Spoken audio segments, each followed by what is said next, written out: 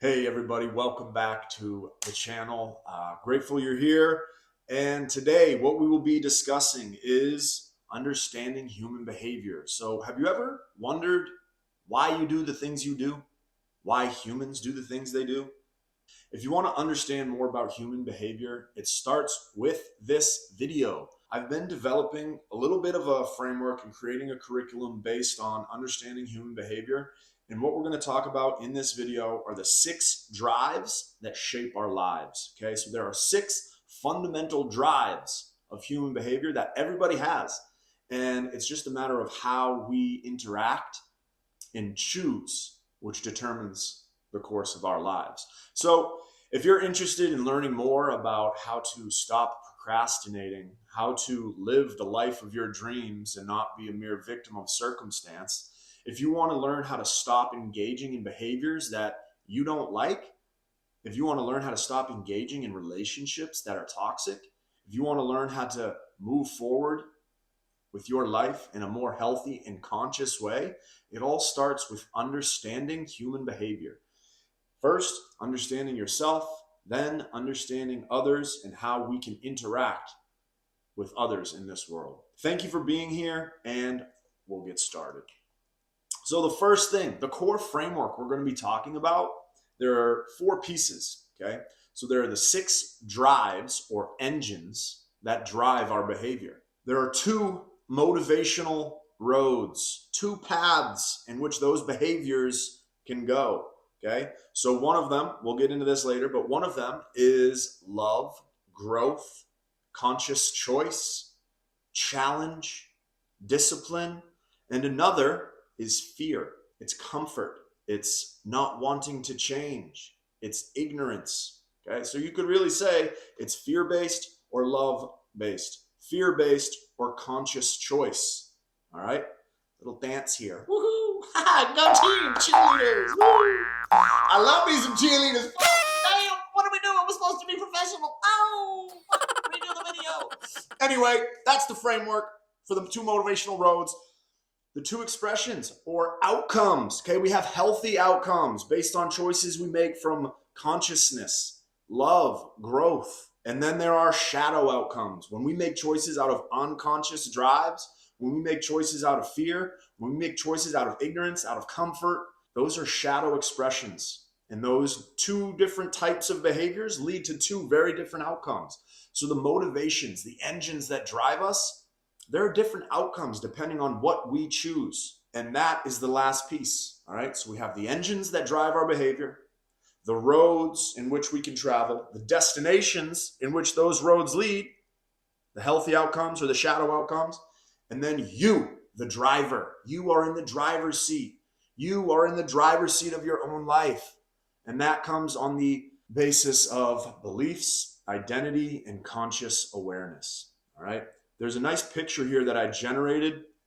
I'll make sure you can see this. And you can see the driver, you, beliefs, identity, consciousness. You are going down this road of life. And there are 2 roads, 2 paths, 2 choices. Obviously, there's infinite choices, but they come from a certain place. Okay? So they're coming from either fear, comfort, and avoiding things, or they're coming from love, growth, and approaching challenge and striving in a healthy way. And those destinations, they're shadow outcomes, bad behaviors. We'll talk about how those can come about with the different engines that drive our behavior. And then there are healthy outcomes. If we learn how to consciously recognize our engines that drive our behavior and then choose to focus them in positive ways, in healthy ways, to meet those needs, we can have a much more fulfilling, happy, and healthy life. So we will get started with the 6 engines, that drive our behavior. The first is survival. All right?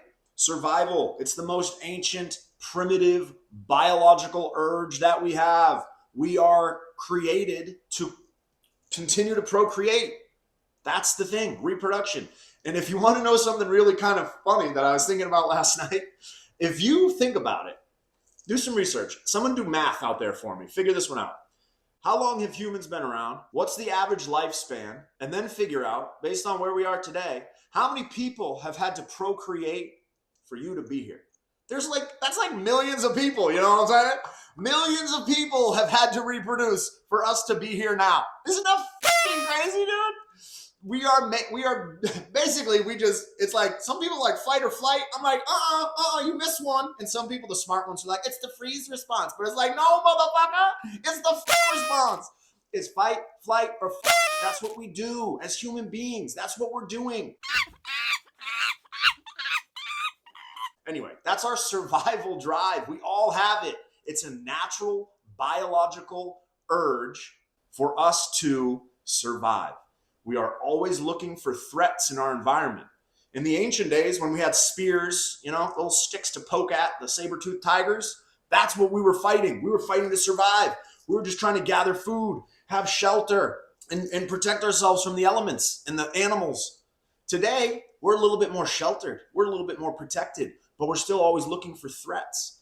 And today, those threats come in different ways. Job security, relationships, different things like that. So we can still feel fear, panic, anxiety, but it might not be from a tiger chasing us through the woods. It might be from, I feel like we just hired a new person, they're better at this than I am, and I feel like I'm going to lose my job, and then I'm not going to have any money, and then this so-and-so, I'm going to not be able to provide for my family. Anxiety, fear, okay? What else? I don't know. Maybe you see somebody who's like big and scary and got muscles, and you're like, they're going to kill me. But it's like, you don't know that. They might be a goofy motherfucker like me. They might just want to talk to somebody and laugh. Anyway, what I'm trying to say is that's one of our core drives, is to survive, all right? Fight, flight, freeze, and okay? Maybe that's not appropriate for this. I'm trying to be professional, but damn, it's hard. Anyway, next one, pleasure and pain avoidance, folks. Pleasure and pain avoidance. We are biologically created, like I said, fight, flight, freeze, or flight. We want to reproduce. We seek pleasure. We seek comfort. We want to avoid pain. If we can, we want to make things easy for ourselves because we are smart, right? Sometimes. But I think we've been so smart, we have forgotten that it's struggle and challenge that brings us strength. It's not just constant ease and comfort and pleasure. No, we need a balance. We need to consciously choose pain and challenge. And I don't mean pain like cutting ourselves and hurting ourselves. I mean putting yourself through challenging experiences, whether it's exercise, whether it's skill development, whether it's learning, whether it's, pursuing a career and trying to, achieve in your career. So there's different types of challenge that we can give ourselves so that we don't just fall into the comfort seeking, the pleasure seeking, the binge watching television, the overeating, the drugs, the alcohol, addiction to food, to sex, to whatever substance it might be. That is all pleasure seeking behavior. What I've discovered from addiction, firsthand experience, and knowledge, so knowledge and experience, what I've discovered is most of the time when we fall into heavy pleasure seeking behavior, it's because we have issues emotionally, traumatic, developmental issues that we haven't learned to fully feel, heal, and then move on from. So what we're doing is we're seeking these substances or things that cause brain chemicals to occur, whether it's food, whether it's sex and pornography, whether it's drugs and alcohol, whether it's shopping all the time, workaholism. Okay? There's all these different compulsions and addictions because of the brain chemicals you get from it. Gambling, all these different brain chemicals that flood us, and we chase these highs, these feelings, because we're trying to avoid pain. We're trying to avoid suffering. And if the pain and suffering is psychological from our past experiences, we use substances in the present moment to try to alleviate that stress and alleviate that pain, that trauma. We don't want to feel that. We are biologically created to avoid that. So we have to actually consciously realize this. We have to consciously realize what we are doing when we seek pleasure and when we avoid pain. And we have to be able to sit with ourselves and ask, is this a healthy balance? Am I seeking pleasure in a healthy way? You can have healthy, intimate relationships. You can engage in entertainment and watch movies or television or sports, playing, golf, playing sports, whatever it might be for you, playing an instrument. There are healthy ways that we can enjoy life.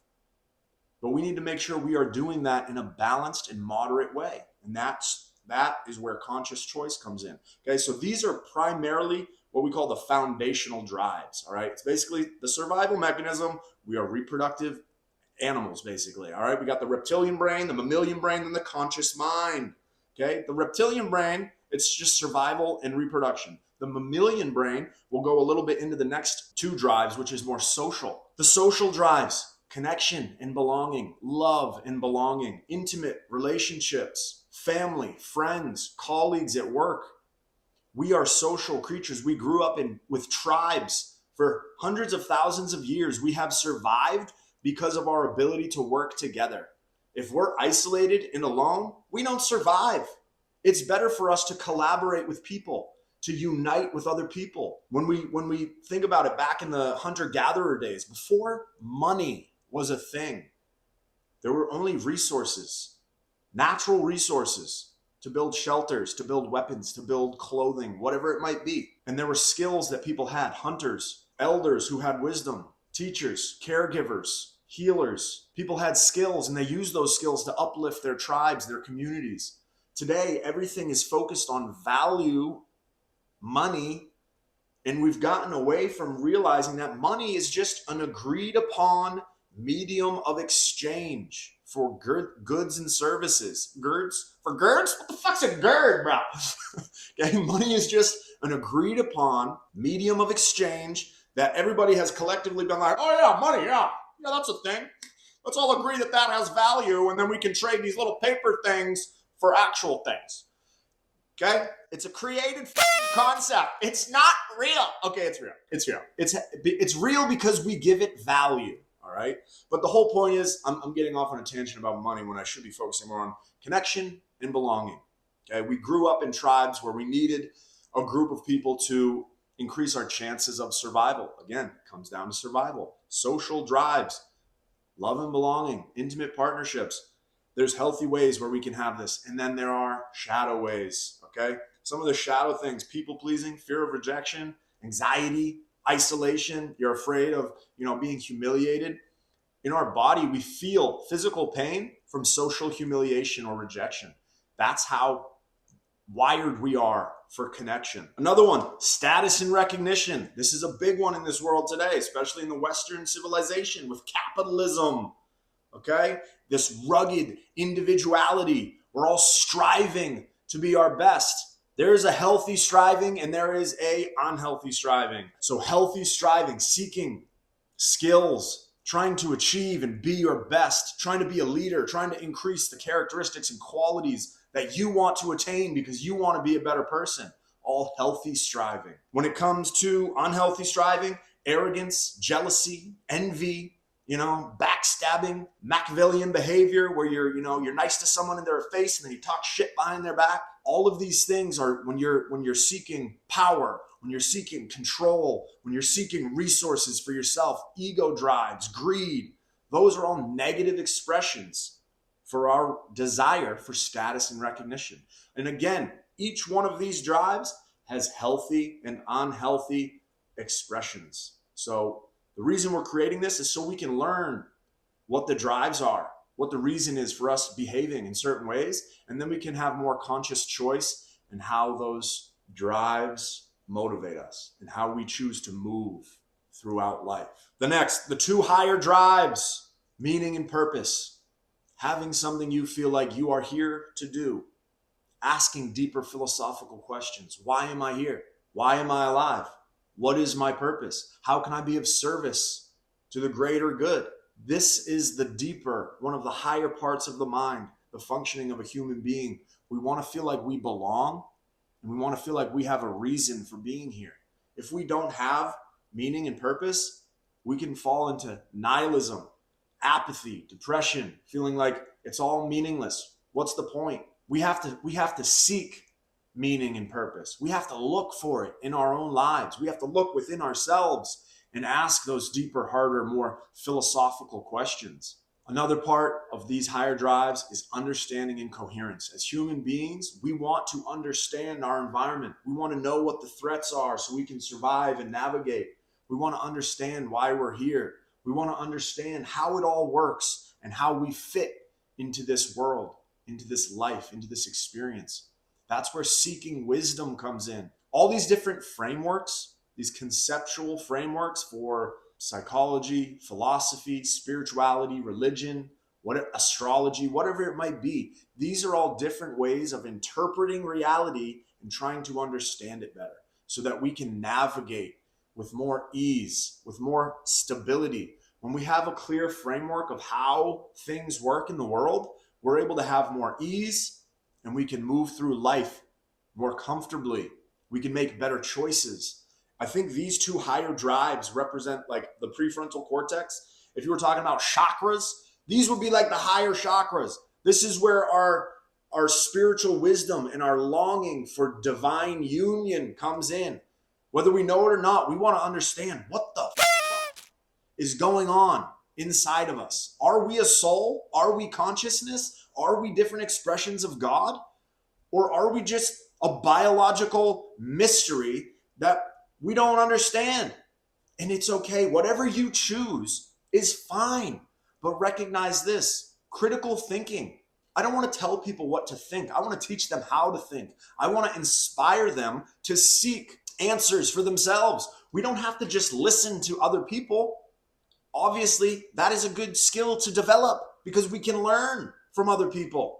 But we should be able to go into a state of meditation or contemplation or prayer and try to seek some of these deeper philosophical understandings for ourselves. Instead of just taking things and clinging to them and holding on to our beliefs so rigidly, maybe we should open our minds, listen to multiple perspectives.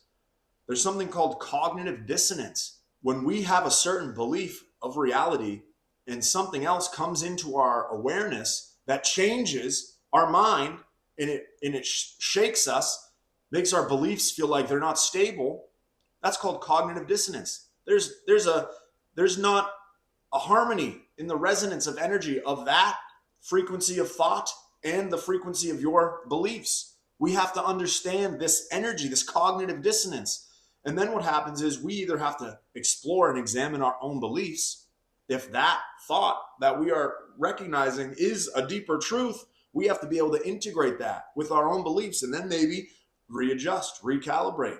And I think that's where sometimes people get into like very close-minded extremist, like religious extremism, conspiratorial ways of thinking.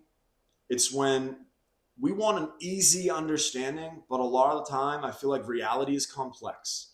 And the truth of all of these things, it's not, it's not black or white. It's somewhere, it's the gray. It's somewhere in the gray. And I think it's both. It's probably both expressions. We have all of these different potentials that could be real, and how we interact and choose in our lives, we will see different things reflected back to us. And I think it's important that we remain open-minded and observe, free of judgment, accept and surrender to what is, and then be able to consciously choose what we do next. We don't always know what the truth might be, but we can seek the truth. We can speak the truth. If you know better, do better. So this is where understanding and coherence comes in. It's not about being right. It's about trying to get it right. Okay? It's not about having all the right answers and right knowledge. It's about being able to live in peace and harmony with other people and try to help and inspire and uplift others. Because I feel like we're all very deeply connected. And until we realize that we need to have harmony and unity within the diversity of our people on this planet, I think we're going to continue to have some suffering and some struggle. And I think the way to heal as a planet is to understand these things, understand ourselves and human behavior so that we can make better, more conscious choices about how we let these drives drive us. We want to be able to choose how we interact with these drives. We don't want them to just unconsciously throw us into different, emotional states so that we make certain decisions and then regret them and then get triggered and angry and react in ways we don't like. We need to be able to think on a more calm, clear, stable place from within ourselves.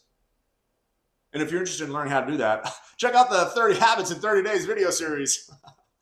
Anyway, so the two motivational paths. We have avoidance, fear, comfort, ignorance, trying to escape pain, escape danger, escape discomfort, protect our ego, okay? Maybe protect our little bubble and our view of the world, and we don't want to take anything else in because how we see it is how we are able to maintain our stability. That's fear.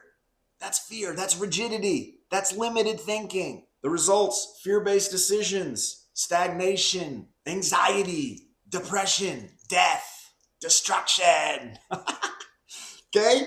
And then there's approach, there's love, there's growth, there's healthy striving, there's challenge, pursuing growth and opportunity, creating connection in a better future, growth, creativity, purpose, harmony. You know, it's like when you move throughout your life, I think it's important to recognize where your decision's coming from. Are you driven by fear, or are you driven by love and faith and hope and humanity and peace and those higher qualities, those higher virtues? Yes, that takes courage. It takes courage. But that is a skill. Courage is something you can develop. It's like a muscle. You gotta choose it. You gotta choose to face the fears. You gotta read the book. You gotta take the class. You gotta step out and have a conversation. You gotta go to the gym. You gotta exercise. You gotta try the breathing techniques. You gotta meditate maybe. Maybe you gotta talk to the person you gotta talk to. Maybe you gotta apologize to somebody. Maybe you need to forgive yourself. Maybe you forgive someone else. What do you need to do? You have courage to feel your feelings? You have courage to make different choices? I know you do. Okay. We already talked about some of these. I might just skip through. But basically, I'm just going to click through and throw up some of these. These are healthy versus shadow expressions and how they come about. So for the survival drive, for the pleasure drive, belonging drive, status drive, and you can pause and read through these if you want, but the meaning drive, understanding drive. Again, feel free if you want to pause and read through these, you can. Now we come down to the main event. The driver of your life is you. You, Lieutenant Weinberg. You. It's you. It's all you. You choose. Surrender to the highest good. That highest good wants you.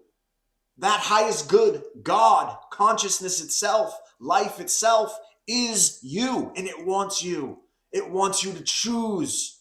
It wants you to choose life. It wants you to choose good. It wants you to choose health, happiness, joy. It wants you to fight those fears and have courage to pursue the deeper things that you want to pursue in your life. Look within. Seek and you shall find. The kingdom of God is within you. Tatvamasi, thou art that. Aham Brahmasmi, I am totality. It's all you, baby. It's all God and it's all good. Come on now. Shit, daddy's on the road, baby. Anyway, you are the driver. How you interpret the world, how you choose to see. Here's a little joke. Something for perception. Some people see the glass as half full. Some people see the glass as half empty. Either way, I say, you gonna drink that? Oh! Anyway, I'm kidding. I don't drink anymore. Almost 13 years sober. Congratulations. Thanks, motherfucker. Anyway, what motivations dominate your life? If you can start to look at some of your drives, what drives you mostly? Is it meaning and purpose? Is it social connection and belonging? Is it status and recognition? Is it survival? Is it pleasure seeking? You have to be able to, what is primarily driving me and why? And once you start to examine that a little bit more, you'll have more clarity and more understanding of what it is that's driving you. And with that increase in awareness, you have more choice.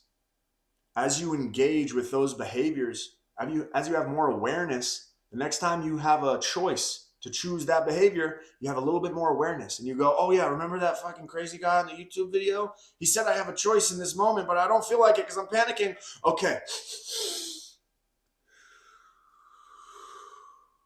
Deep breath. 4-6 breathing technique. Check out the 30 Habits in 30 Days videos. It'll help you regulate your nervous system so you can make more conscious choices in the moment, so you can choose differently. Once you start to choose differently, we are going to be identifying beliefs and identity, who you believe you are. That is why you make the choices you make. We all have these different drives, but everybody has different beliefs and a different identity of who they think they are. So once you start to examine, okay, where do these drives come from? What have I experienced to make me feel like I need to be so successful? Why do I isolate myself? Why do I seek validation from other people? Why am I obsessed with making enough money? Why am I obsessed with trying to work? Why am I obsessed with different things like drugs and alcohol and food? Whatever it is for you. Those are just some of the things that I've experienced from my life of being a human on this planet, okay? Everybody's got to go through different things. So you have to be able to look at yourself and say, what can I do better? It starts with you. You have a choice. You choose. How are you going to make the world a better place? How are you going to make more harmony and good in this world? You choose. It starts with you. We can't always control things out here, but the things that we do have control over, our own choices, our own behaviors, our own healing, our own growth.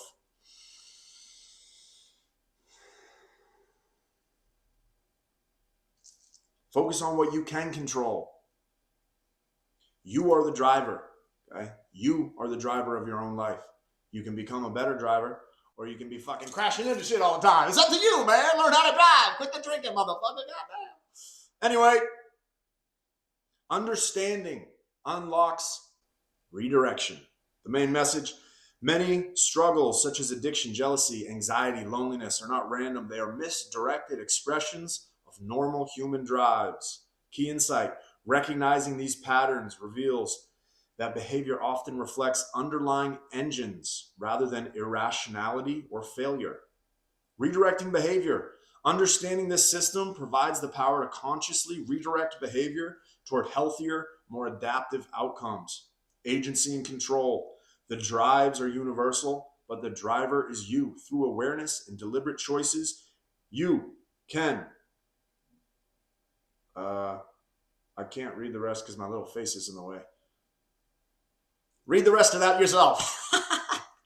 All right, next slide.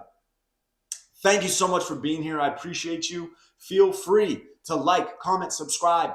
Do all those things. Click all those buttons. I appreciate you. I wish you the best. The next video will be on how beliefs and identity shape our behavior.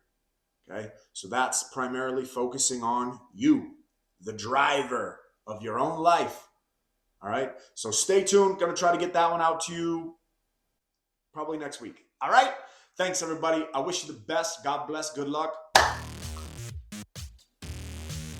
All right. See you later.